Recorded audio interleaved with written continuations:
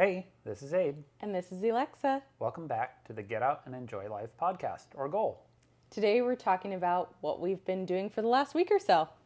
Yeah, so my sister wants to make a tradition out of going apple picking and pumpkin patch picking, you could say. Though it wasn't much of a pumpkin patch. It's more apple focused, I would say. It's quite a drive. It's about an hour and a half drive if there's traffic.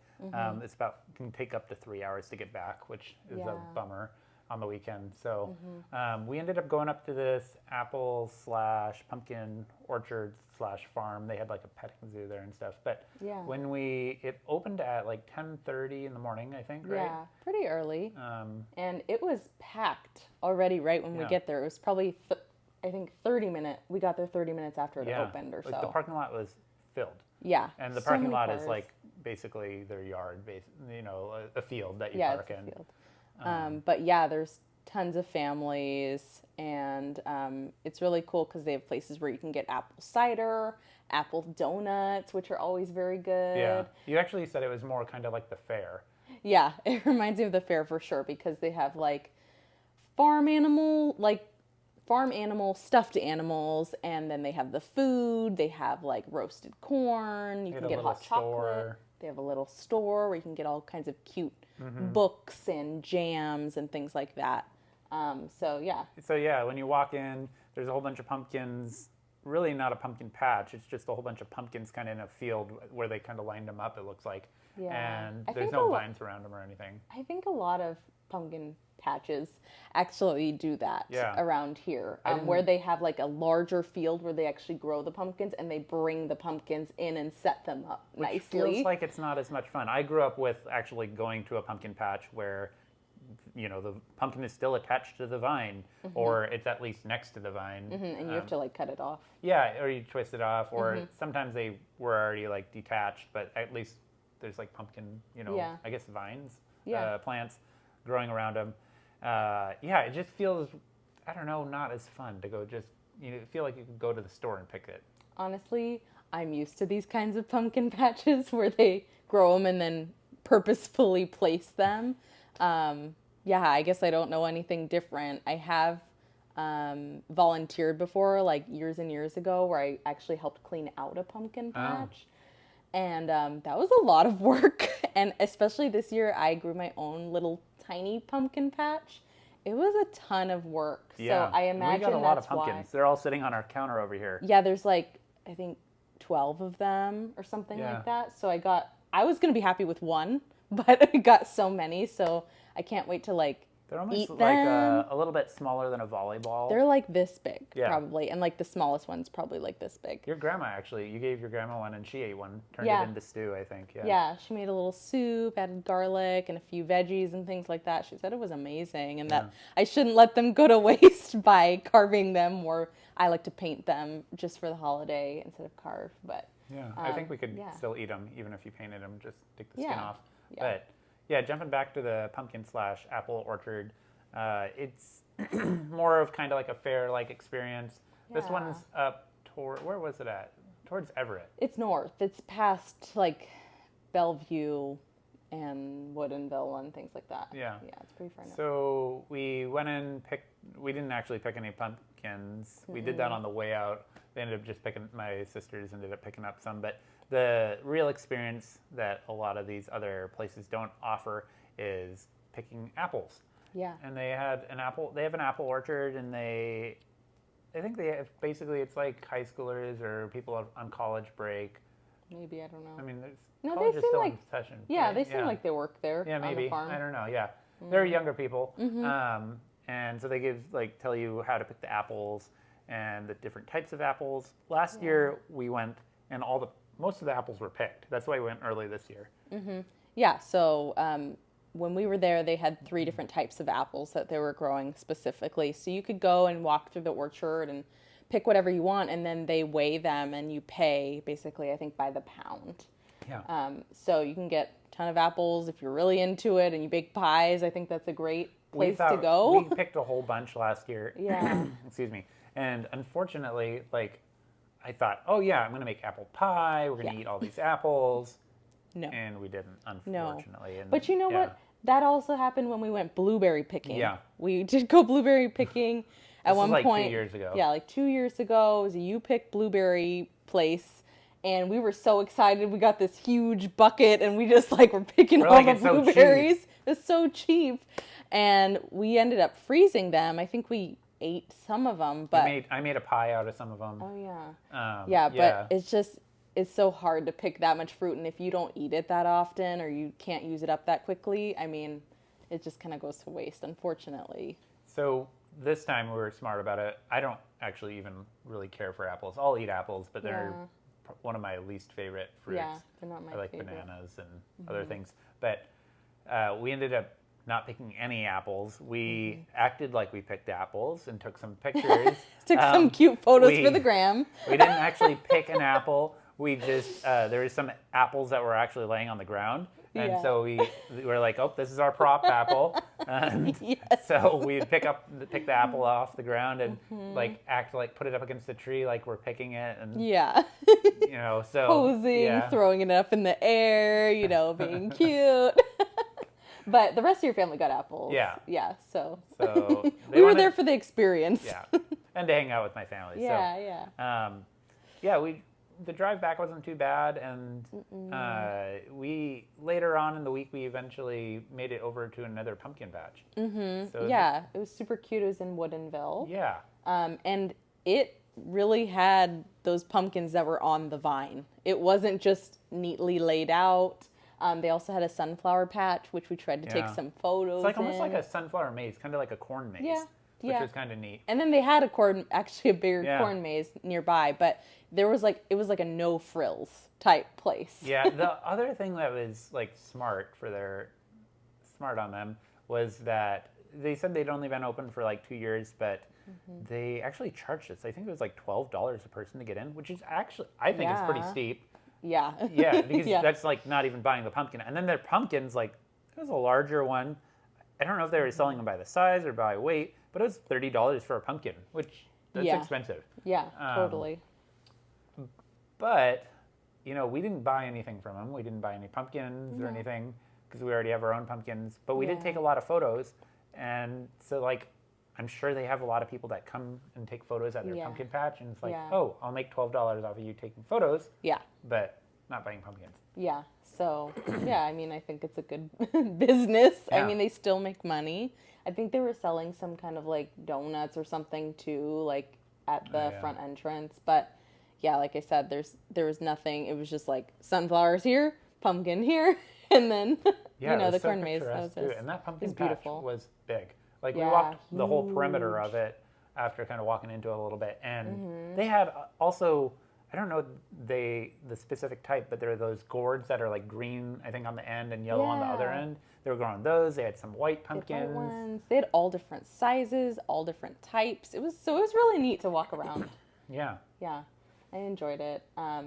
It was also a very beautiful day. It's been really gloomy here in Washington. Yeah. And so it was like our one day of like, that felt like summer, basically, in the fall.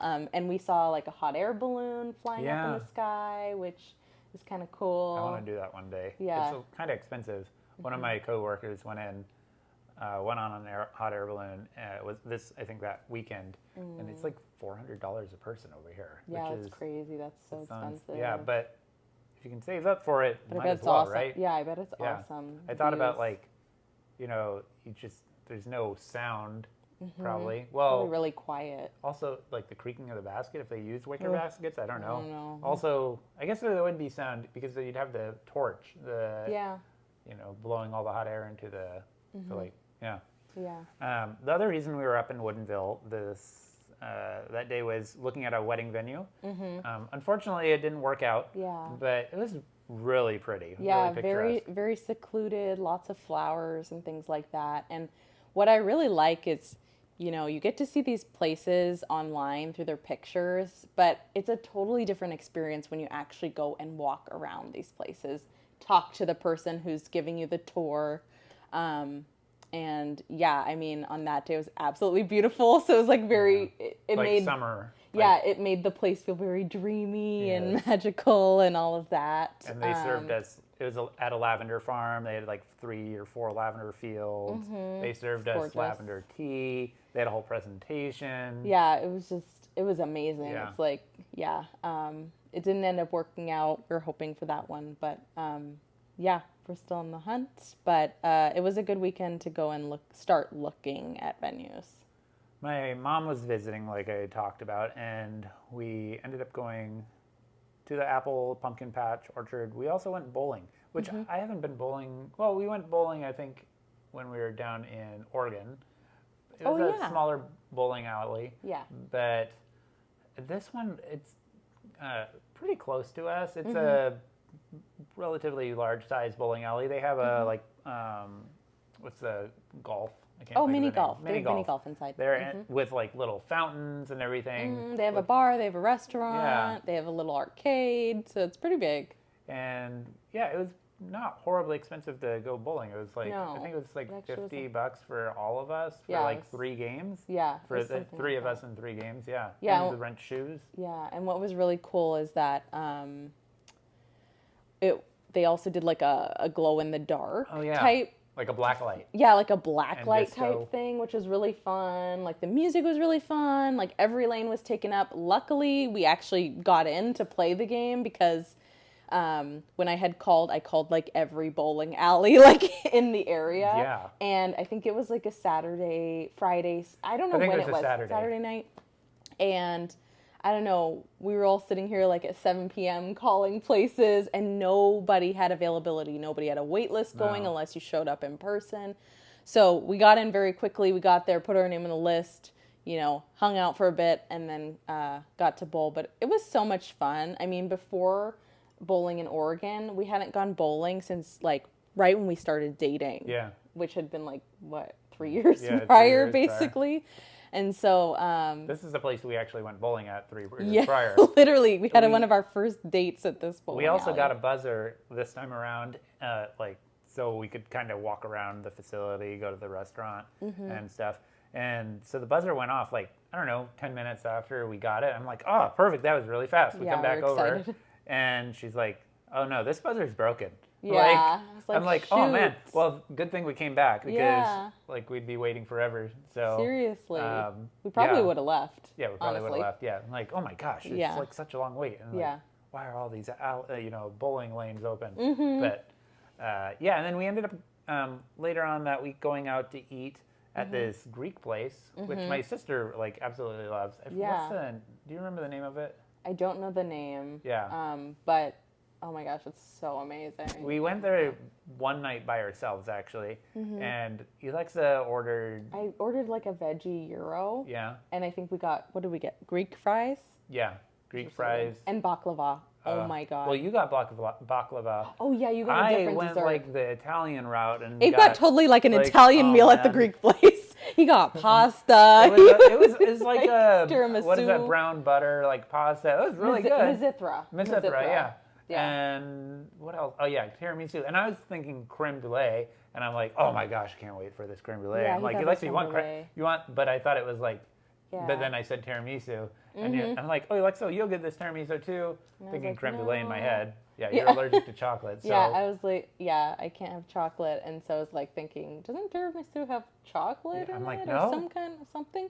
And I was like, no. I was like, I'm gonna get the baklava because I love it, and I feel like it's really hard to find for some reason. It's also really expensive. Like we also saw it really at Pike's expensive. place, and it was like $3 or $4 just for like for a tiny thing, right. And actually, this one was pretty big. I was pretty impressed Yeah, for and about the same price. They put cinnamon, like sprinkled cinnamon on it too. Yeah, pistachios like sprinkled all around it. I'm sure it was amazing. like corn syrup all over it. It was like whatever was Oh my dribbled God, all over it. It so was really good. Yeah.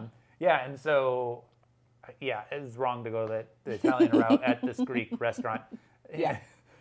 So when we went back, I ordered the exact same thing you had ordered, and it was amazing. And I ordered the same thing Yeah. again. It was so And my sister good. ordered the same thing as well. Yeah. I think my mom got a salad or Yeah. something. Yeah. And then we so- were going to share the baklava, but you're like, no, Yeah. everybody's getting their Yeah, no. individual one because I I was don't like, need my oh yeah, own. we'll just share the baklava, and also because I was like, oh, I was like, oh, like when we ate out that first night, it was like $70 or something for two of us. Yeah. And I'm like, oh my gosh. So then I was like, yeah, we'll just share dessert, and the lady's like, oh, you know, I was like, we're like, asked for the bill. And it's like $70, close to $70, something like that. It was $70. It was like, I think $90 or something. But I'm like, like what? 100. Yeah, with the tip and everything. Oh. But like, I was like, oh, like, how did this like not work out? She's like, oh, all the pastas are expensive, but like the like the euros and stuff were like cheap. Yeah. So I was like, yeah, let's all get our own baklava. Yeah. Yeah, it was delicious. And then we tried a new Thai food restaurant when we were in Woodinville checking out the wedding venue. It was good. Which was good. It wasn't really anything to like write home about. No, but we definitely love trying new restaurants. Like we're not afraid of trying new foods and things like that. So we always love going out to eat. One of the other things that we ended up doing is we had talked about how I always say the wrong one. The city that we went to for the festival, not Burien, but Bremerton. Bremerton. When we were down in Bremerton, we had talked about that we found this theater and that they were having shows at it that like famous people. And so really random spot. Yeah. Like in my eyes when there's such bigger venues like in Seattle or like other, bigger cities. So this we booked a couple of shows. The first show that we've gone to so far is Rick Steves. Rick Steves, which not everybody knows who Rick Steves is, but he basically writes all these different travel books and has kind of like a travel business where he does tours and things like that. I didn't know, actually. I didn't know that piece either. He did a talk, in a presentation type thing. And basically he has this business. He's done it for years and years and years. I actually know him through my grandma because she loves Rick Steves. And I just remember when I was younger, I'd be over at her house and she would always love watching his shows because he does these videos. He does stuff on public television locally about traveling through Europe, and all different countries. The thing that we learned from this presentation lecture thing was that it's all available for free. I mean, that's a credit to him. Yeah. On his website, you can watch all of his shows for free, which is kind of cool. You can, and he goes over like he really focuses on Europe. That's like his specialty. He says he spends like 120 days there a year since like the 1980s. Since he was like 18 or something like that. Yeah.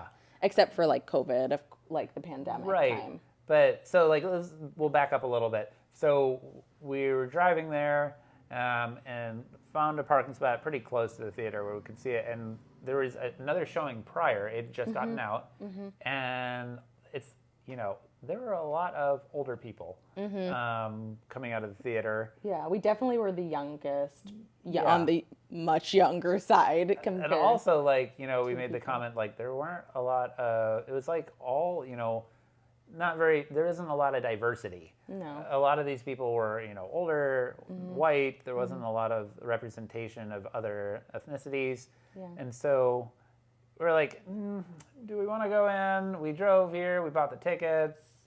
Yeah, it was just, going back to like our Italy trip, we actually used Rick Steves' books to kind of get an idea of like what we wanted to do in each place. And we actually bought them for the different regions we went to. And then we actually left all the books. Yeah, we actually left the books in each place we kind of stayed. We left one of the books. I feel like is what you normally do, because then, like, when you're at a hostel, then other members at the hostel or people at the hostel can look at the book. He doesn't, like, he has the history of that place or that region in there. He has recommendations for hotels, which actually we stayed at one of his bed and breakfast they're actually recommendations. Good recommendations. Yeah, and when I studied abroad, I stayed at one of his recommendations also, and it was amazing.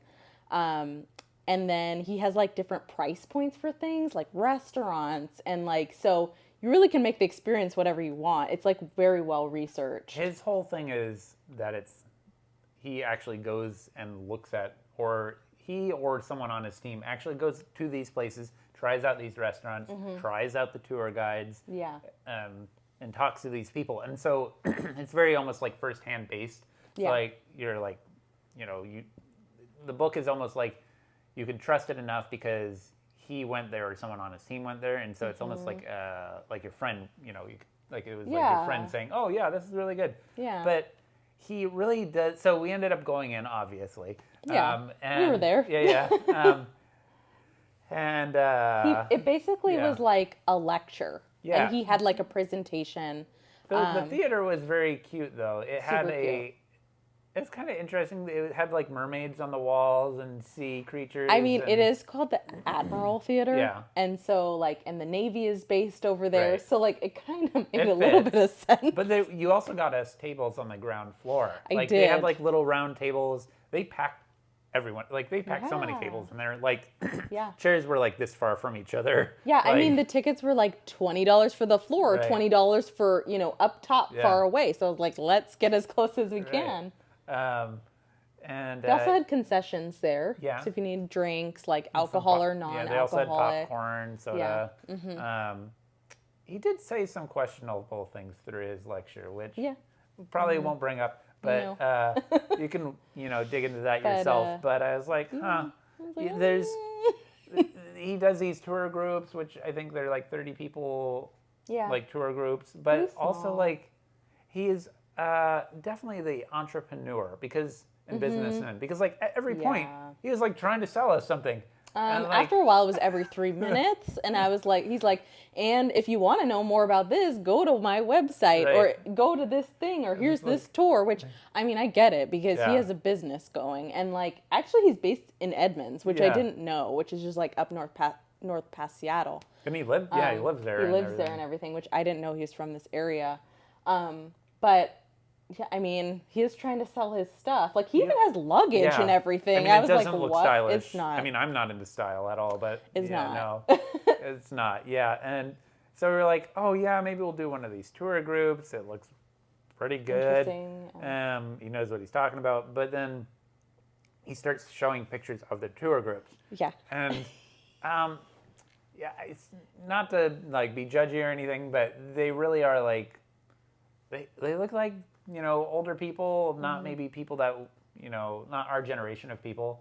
Which there's nothing wrong with Yeah, that, but it's like literally the only generation of people that are going to these tour Yeah, groups. yeah. Which makes me kind of wonder, like, he's not really reaching that younger crowd. Well, also, I was just thinking, like, he does have children. Yeah. And so I'm guessing, they're somewhere in our age range or maybe Probably. a little older. I think his They children could be were older. there because he was Yeah, I yelling think they out were to the too. crowd. I think they for were his too. grandson, I think. Yeah, I think they were 2, or they might be like 10 years older. I don't know. But I was like, well, they should get in on the business because Right. then they could like bring in a whole new set of people and continue that business.